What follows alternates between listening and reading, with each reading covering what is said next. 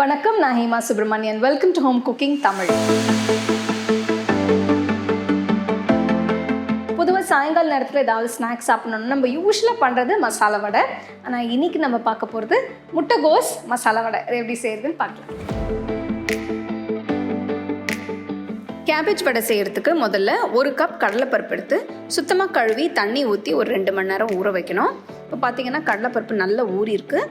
அடுத்தது ஒரு மிக்சர் ஜாரில் 2 காஞ்ச மிளகா உடச்சி போட்டு அதில் 1 டீஸ்பூன் சோம்பு, ஊற வச்ச கடலைப்பருப்பு ஒரு கையளவு எடுத்து தனியாக வச்சுட்டு மீதி இருக்கிறது மிக்ஸி ஜாரில் போடணும்.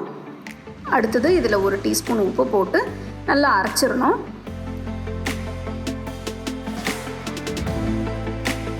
மாவு ரஃப்பாக அரைக்கணும், மையாக அரைக்கக்கூடாது. கொஞ்சம் ரஃப்பாக இருந்தால் தான் நல்லாயிருக்கும்.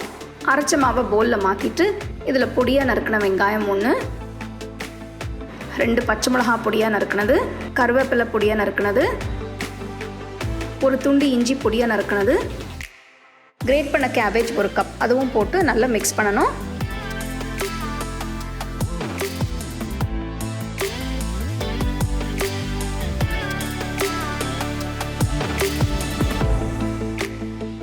மாவு மிக்ஸ் பண்ண பிறகு அடுத்து வடை பொரிக்கணும். இதுக்கு ஒரு கடாயில் தேவையான அளவு எண்ணெயை ஊற்றி எண்ணெய் சூடான உடனே ஃப்ளேம் மீடியமில் வச்சுட்டு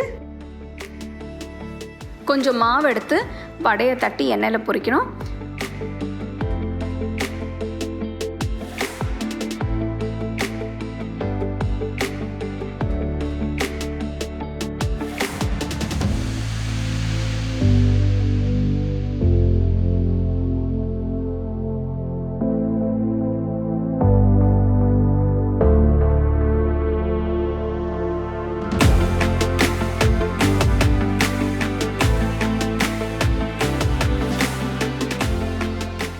வடை நல்லா பொன்னிறமாற வரைக்கும் பொரித்து எடுத்து நல்லா சூடாக சர்வ் பண்ணுங்கள்.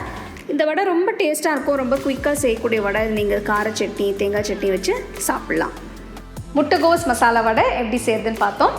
முட்டைகோஸ் கொஞ்சம் தண்ணி விடுறதுனால இது நீங்கள் செஞ்ச உடனே நல்லா சூடாக கிறிஸ்பியாக சாப்பிட்ருங்க. இது நீங்கள் கார சட்னி இல்லைனா தக்காளி சட்னியோ இல்லைனா தேங்காய் சட்னி வச்சு தொட்டு சாப்பிட்லாம். You can get a copy of our first edition of the home cooking book on 21 Crane.